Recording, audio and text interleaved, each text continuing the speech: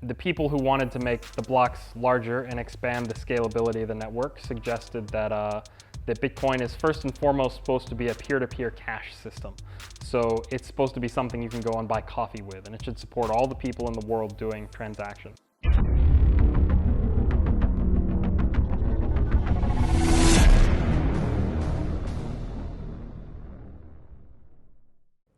Hi guys, welcome to a new episode of Blockchain Beyond Hype.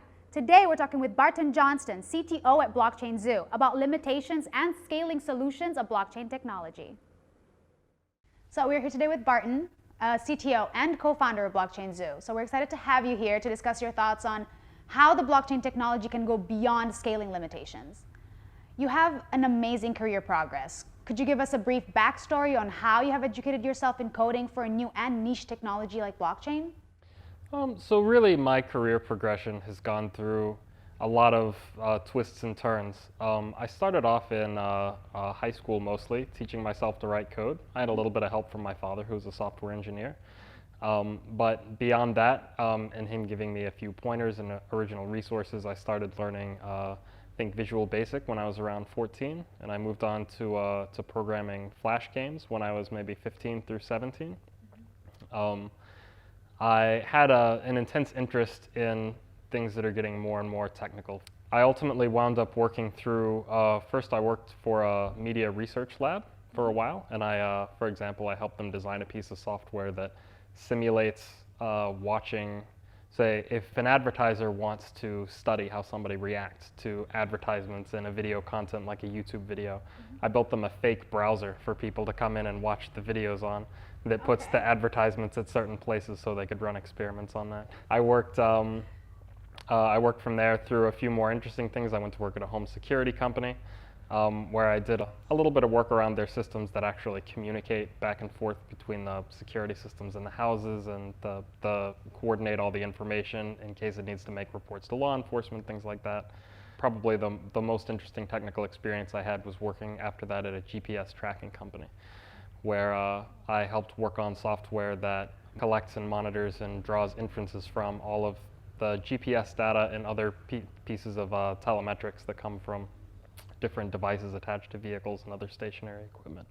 I've always been trying to get to the kind of the hardest, most interesting technical problems, maybe as a matter of personal interest. And when I really started to look into the blockchain technology, I should say my first run-in with Bitcoin, I became aware of it maybe in 2014. And at that time, I was very interested in Bitcoin, but I was also very convinced that governments were going to shut it down. I didn't really allow myself to get invested at that time. But a few years later, say when Bitcoin started to make a comeback and it became obvious there had been various regulatory efforts and legislative efforts to, law enforcement efforts to restrict blockchain, there had been a lot of negative media, and none of that was really holding it down. Then I got really interested, and I actually stopped working at my job at the time and just did a complete deep dive for a few months into every aspect of the technology, and really tried to go and read the source code of Bitcoin, to read the source code of other blockchain clients, to go and try to understand exactly how all the security models worked. And it was around that time that I met Roberto Capodici, and he and I saw eye to eye enough that we wanted to come and do the business here. All right. So what self-learning practices would you suggest to all coders across the globe? Resources, groups, courses? So for me, I think this is going to sound cliche, but the primary tool is Google. Say I was born in 1990, and I think I was part of the first generation where the internet was developed enough in my teenage years that I really had the resources at my fingertips to teach myself to code without an official institution, without having to go to a library and pour through old books. Almost everything that I know about writing code originally, I taught myself through tutorials that I found online and through practicing things, looking up Stack Overflow questions. So my advice really to anybody is rather than being attached to any particular community or resource or blog or book or anything like that, to become very skilled in, I think most good engineers, as soon as they hit a problem that maybe even they have an idea how to solve, but they wonder if there's a better way to solve, just Google it. So you see what the experts say about it. There's an enormous wealth of information that exists out there about how you progress. So on average, US citizens relocate around 3 times for work-related reasons during their career, but within their country. You took a huge leap of faith, relocating to the other hemisphere and starting a business with a team so different and culturally diverse. Can you tell us more about this experience? Was it challenging, difficult, exciting? Well, I think it's been all of those things. For me personally, I'm not so attached to where I work. First of all, I was very interested in the opportunity to move towards being able to implement a bigger vision. To me, actually, the thought of whether I'm working in the United States or working somewhere else was almost inconsequential. I was just excited for the opportunity to go to a place where the kind of ideas that I want to work on are being welcomed. So, and I think that might be a facet of my personality as well. I really want to follow the big idea wherever I have the opportunity. So the opportunity presented itself here, and I came here. So what tips would you share with other CTOs stepping into their role in the blockchain companies? I think the biggest thing is really that you have to be very open-minded about the development of the technology. Most big software organizations that exist now are standing on the shoulders of giants in the sense that they have a lot of precedent for how they handle the kind of software that they build. You know, if you go back years and years, there's people who've been solving the same kinds of problems, and there's some novel developments, but ultimately the structures of the organizations are kind of understood. Blockchain itself is a technology that's so new that everybody's skill level is very diverse. I think as a CTO of a blockchain company, you have to be prepared to do a lot of training. Your ability to collect a lot of developers who already have substantial blockchain knowledge is difficult. So you'll find yourself collecting people who are bright engineers who are interested in blockchain and then needing to work to further develop their skills and their knowledge once they're actually in the organization. And that's also the approach that we've taken at Blockchain Zoo. Okay. So blockchain is a lucky technology that has gained abnormal public attention thanks to its connection with money. Its limitations are not a secret as well. Even on Wikipedia, you can find an article on Bitcoin's scalability problem. Could you present this issue for our audience? To me, the scalability problem is the #1 inhibitor of blockchain being used for more use cases where it'd really be useful for. To be specific, the scalability problem arises from the fact that a blockchain is a replicated system. So each node winds up having a copy of the full interaction of all the transactions that happened, and each node must individually process all of the transactions that happened. So this means that the entire throughput of a blockchain network is only as fast as the average single computer in the blockchain network. This is a different kind of assumption that you'd have from a properly distributed system where the work is shared between different nodes in the network. If you're hosting a large website or something that gets millions of hits per day, or if you're running the Visa network, for example, you have lots and lots of computers that can share the load of processing all of the work that comes in. In blockchain, you have each computer has to process the entire load. The result of this is, I think, Bitcoin globally, the global network has somewhere less than 10 transactions per second it can process. Even the Ethereum network has somewhere, I think, less than 15 transactions per second that it can process. And compared to other global payment processing technologies, that's abysmally low. It's impossible to scale. It becomes more impossible to scale when you talk about blockchain in terms of IoT solutions. So if you wanted to have thousands or millions of devices all reporting updates onto a blockchain network, the chance that a traditional blockchain would be able to handle that amount of traffic is virtually impossible. So in my mind, that's the largest reason that blockchain hasn't been able to take a step further into industrial use than it already has. So the block size limit has created a bottleneck in Bitcoin. What about other blockchains? Do they have the same Achilles heel? So I say it's only a part of the problem because even if you were to remove the block size limit entirely, you would still have the same limitation I mentioned before, that the network can only move as fast as an individual computer can actually process transactions. So you still don't have a way to scale out the work that's being done across different nodes in the network. So say one of the solutions that are being proposed by certain blockchains to have larger blocks, they relieve the problem slightly. in the sense that they allow more transactions to go into each block because computers have gotten faster and the network connections have gotten faster. So you can realistically handle more transactions. But this only really delivers linear multiples of scalability. You could say, imagine that maybe we could do 10 times or 20 times the amount of transactions that we did before, but we couldn't do 1,000 times or 1,000,000 times the number of transactions we did before, which is what's required to reach the highest forms of scalability that people expect. As far as other blockchains going to solve this problem, there's actually a wealth of different attempts and solutions that people are coming up with. There's lots and lots of variations on the technology. I'll mention briefly two approaches that try to take on the scaling problem. One is to actually fall back to using a better known algorithm for achieving consensus between a network of distributed nodes, such as the practical Byzantine fault tolerance algorithm. So if you can select a handful of nodes to be trusted participants within a particular voting round, then you can move a lot of transactions much faster between that particular group of participants with some of the same security guarantees that you have in a blockchain. It's not properly a blockchain, but it achieves some of the same properties. Another method is what's called the distributed proof of stake. So in this approach, the idea is that only a handful of computers actually wind up being the real nodes on the blockchain that handle all the transactions that come. And they're computers which are elected by a certain number of the people who actually give all of their stake or lend all of their coins on the blockchain to elect a couple of people who become the block creators on the network. Those couple of people, by virtue of having all that stake, can then run their nodes on very, very powerful servers.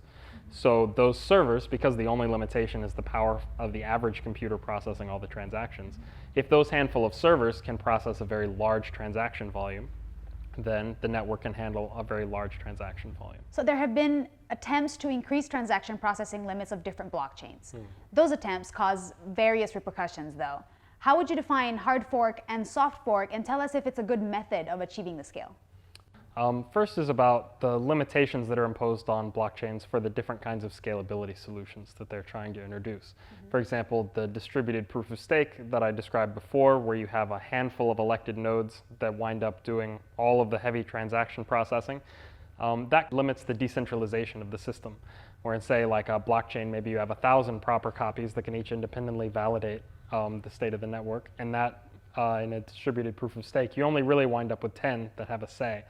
There's kind of, they're voted in by, others as representatives, but you lose some of the fully decentralized quality. And there are similar kinds of trade-offs that you get. For example, a very specific mathematical one. I also mentioned blockchains that use practical Byzantine fault tolerance as a consensus algorithm. One difference there is the PBFT algorithm specifically only guarantees that the network will continue operating when 2/3 of the network participants are honest. Whereas one of the breakthroughs in Bitcoin, when it's originally released with the blockchain, is that you only need 1/2 of the network participants, or at least 1/2 of the computing power on the network. So there's another trade-off that you take, going from needing 2/3 to be honest to being only 1/2. The second part of the question about hard forks and soft forks, I think, is actually a different kind of question. Say, forking is not necessarily something that improves the scale automatically. Forking is just a way of changing the rules on the blockchain. So a soft fork is where you make the rules different in a way that it's compatible with the previous version of the network.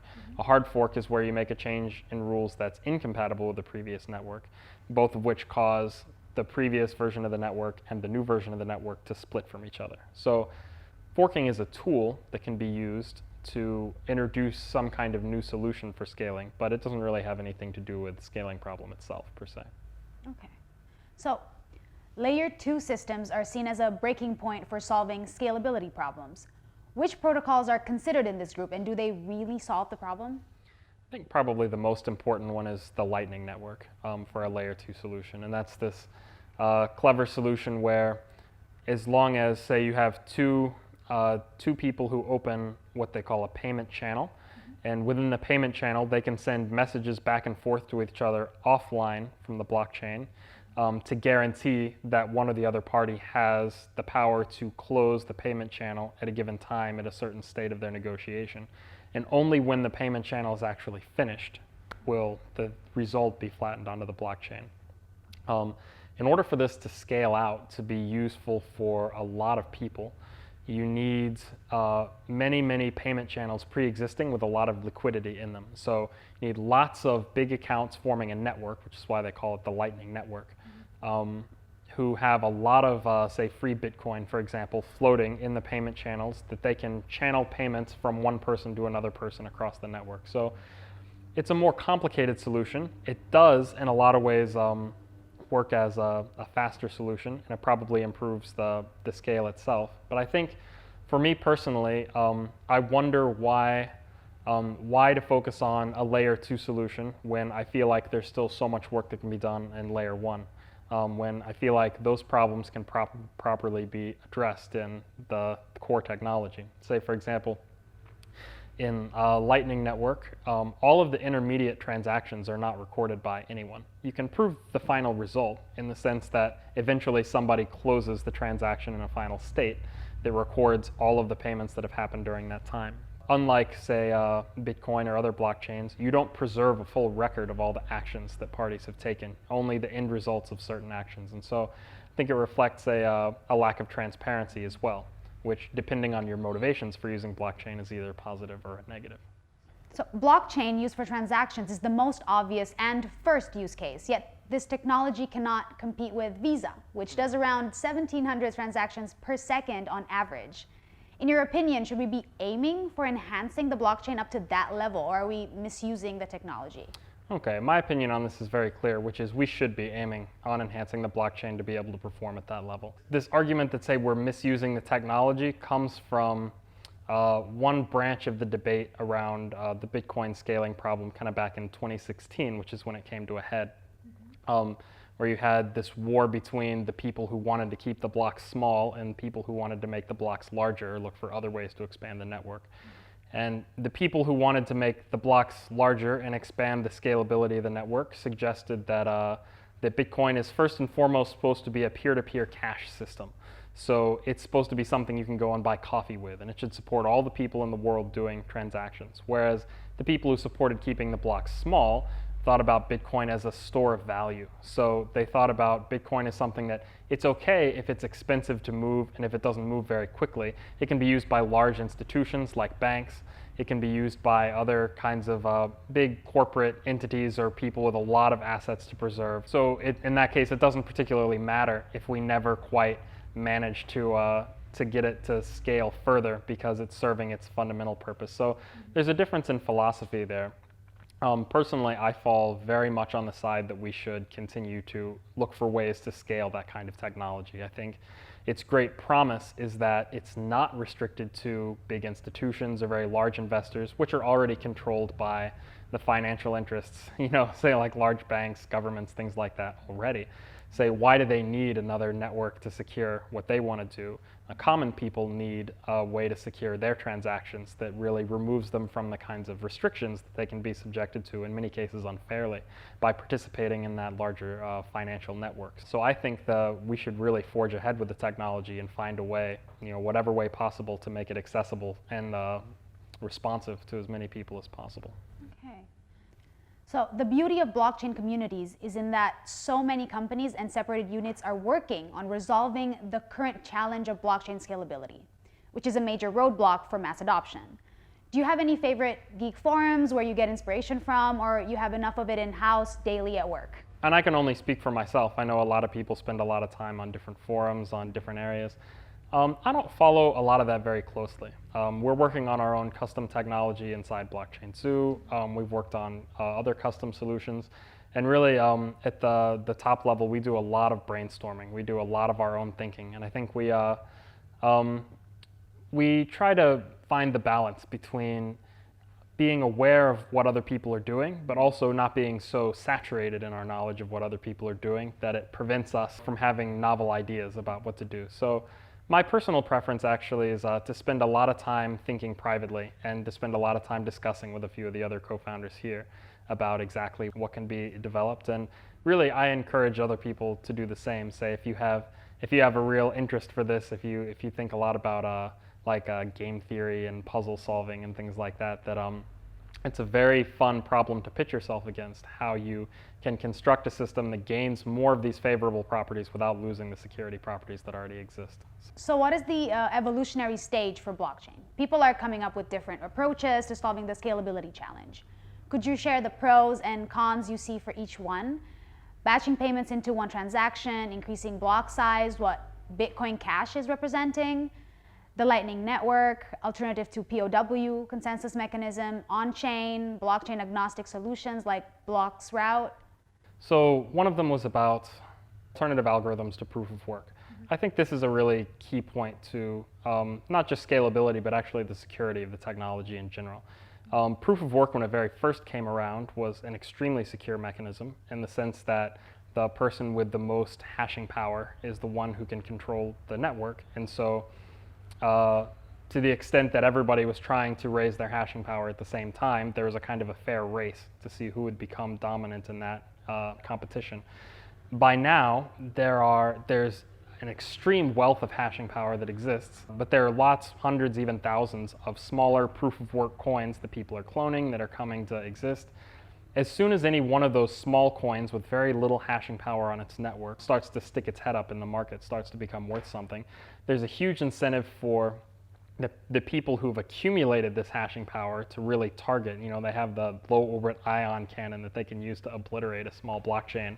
With all of this power, some people say the electricity usage of a small country goes into mining Bitcoin. That means that as long as most of that hashing power is concentrated on Bitcoin, Bitcoin is pretty secure. But it also means that any new proof of work currency is extremely vulnerable to that attack of much more than 51% of its network's hashing power. So this means that Bitcoin is pretty secure as long as most of that hashing power remains focused on the Bitcoin network itself. But it also means that for other smaller blockchains that are coming around that stick their head up and start to become worth something in the market, they're exposed to this attack of all of this hashing power suddenly being concentrated on their network, which allows it to be completely overwhelmed. Well, I think one of the really interesting solutions to talk about here is Block's route, which is, for me, I still see as being maybe only a linear improvement in the scale of the technology, but it is an interesting improvement. It focuses on this idea that part of what stops a blockchain from moving faster and being able to process more blocks is the block propagation time itself.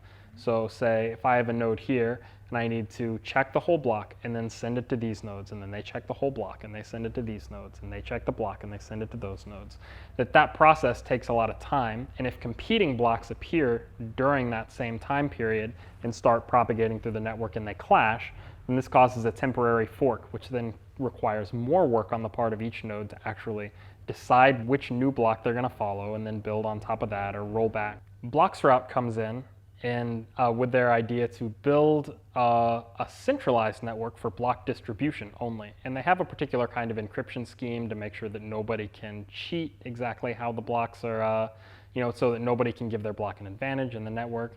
But it uses a centralized mechanism to allow all the nodes to download a new block that comes in at once.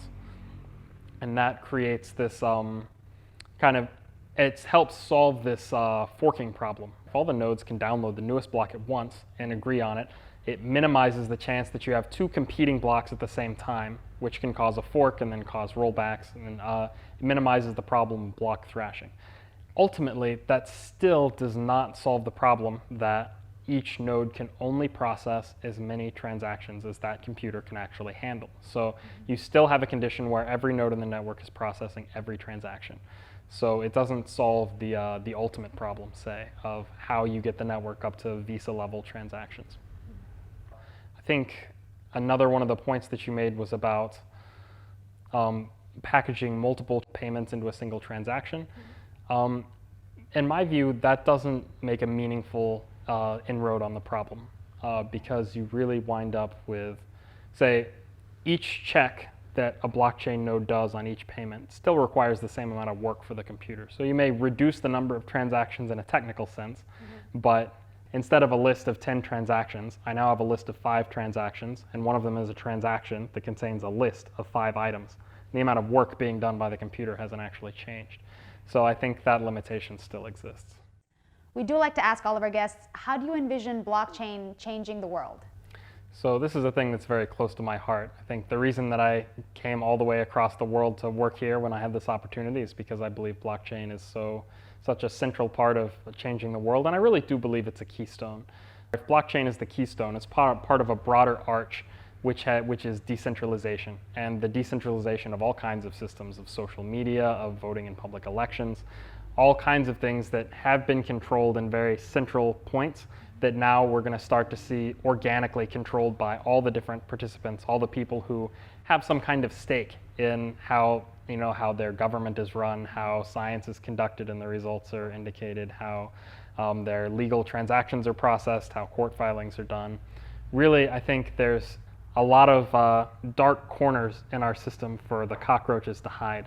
And decentralized technologies are the flashlight that is going to cause them to have to scatter, because we're going to be able to see everything and we're going to be able to figure out who's abusing their power, and even more importantly, at a mathematical level, remove their ability to abuse their power on the network. So to me, that's the big promise that blockchain is a part of for how the world changes from where it is today. All right. And how do you think the market for blockchain-based solutions will evolve? As I mentioned, blockchain and other related decentralized technologies threaten certain key points of power that are held by governments and large corporations and things like that.